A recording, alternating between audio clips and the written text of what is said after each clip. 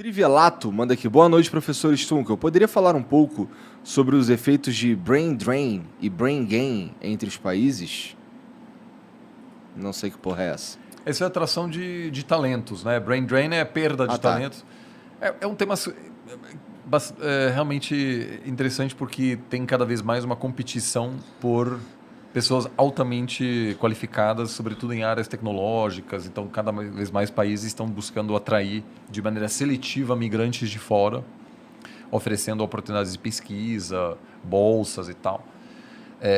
E muitos acham que isso vai dar uma vantagem estratégica a longo prazo aos Estados Unidos no confronto contra a China, porque, apesar de todos os seus problemas, os Estados Unidos têm uma capacidade de atração de talentos que é infinitamente maior do que da China. É difícil ser um cara, um cientista, sei lá, da Romênia, assim, ou da Alemanha. Você vai se mudar para a China para trabalhar numa empresa lá, pode até ser, mas a vasta maioria acaba indo nos principais centros de pesquisa dos Estados Unidos. Agora, muitos países se aproveitam da perda de... Né, brain drain é como se fosse uma perda de cérebros.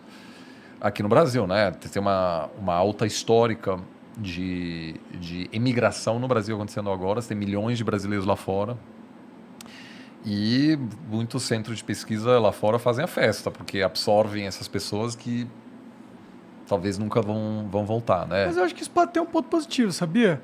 Porque se for para pensar, vai ter milhões de brasileiros em altas posições da elite intelectual no mundo todo, tá ligado?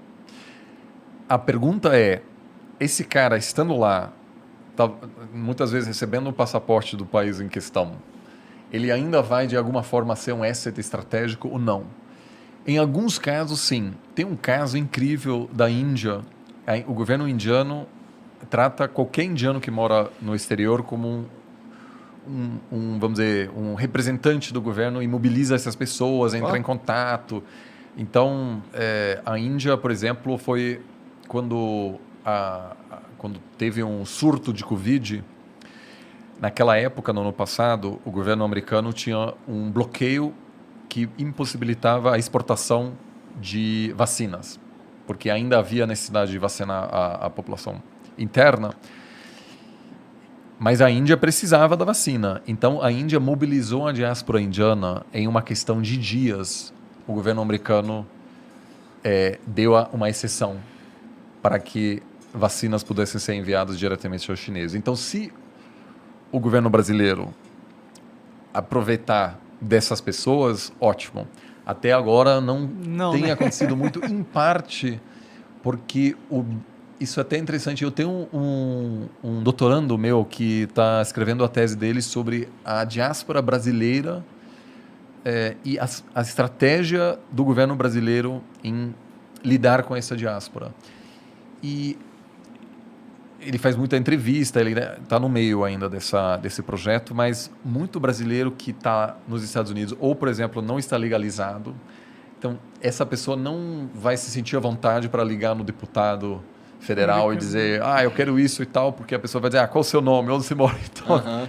Ou, muitas vezes, essa pessoa não quer se envolver politicamente, não quer dizer, eu sou Brazilian American, uma coisa assim. Os indianos que vivem nos Estados Unidos, muitas vezes, têm orgulho de ter origem indiana. E muitos brasileiros que o meu doutorando entrevistou acabam se integrando tão bem que eles até fogem da origem. Eu não quero julgar, assim, eu acho uma coisa... cada um deve decidir como quiser, mas muitos viram americanos rapidamente. Pode crer. É que, tipo, pra mim, se eu fosse mudar pra lá, depois de ter vindo 30 anos aqui, eu não consigo largar de ser brasileiro, né? Não tem, tipo, algo que faz parte do que eu vivi, não tem como só tirar de mim, entendeu? Eu acho. Eu gosto de acreditar que esses caras, na hora, se o Brasil tivesse numa merda, e eles iam fazer alguma coisa. Eu posso estar dando muito crédito à humanidade, né? Eu sempre achei que o Itamaraty não aproveita muito dessas pessoas. Não tem um registro muito detalhado. O Bolsonaro chegou a dizer que o imigrante brasileiro nos Estados Unidos não sei, falou que não trabalha direito, uma coisa assim, que era um aceno ao Trump, que obviamente tem uma postura anti-migrante. Quem faz isso muito bem são os mexicanos, os colombianos, os indianos, que tem toda uma política articulada de gestão da diáspora. O Brasil faz isso um pouco no Líbano, né? Onde às vezes políticos vão lá falar com a diáspora brasileira. Michel Temer fazia uns negócios assim. Isso, tem bastante deputado indo para lá.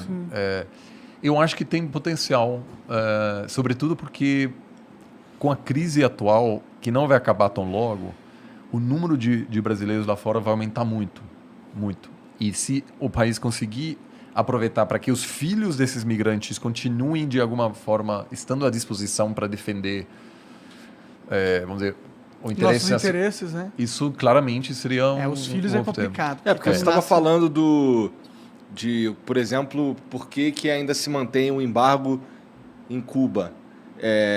Você falou que tem uma influência de famílias cubanas lá nos Estados Unidos e tudo mais. Então, assim, dá para ter influência de fato, né? Se você tiver... Tá, claro. Sobretudo porque é um país organizado dessa forma, porque, vamos ver, no Brasil isso seria muito mais difícil, assim, porque a eleição nos Estados Unidos acontece por estados. Então, se tem uma migração concentrada nesse estado, é muito mais fácil começar a ter influência política. Aqui é mais complicado. Aqui seria mais complicado. Mas tem uma concentração grande de brasileiros em Massachusetts, tá? Perto de Boston, Framingham, é incrível. Assim. Eu fui uma vez, assim, você vai num supermercado, você só ouve português. Assim, que loucura. Incrível, tem artista que vai para lá, faz show, e é gigante, assim. Flórida também é muito grande. Boston também. Assim, todas essas regiões. Eu acho que teria como fazer algo mais... organizado. Sem dúvida.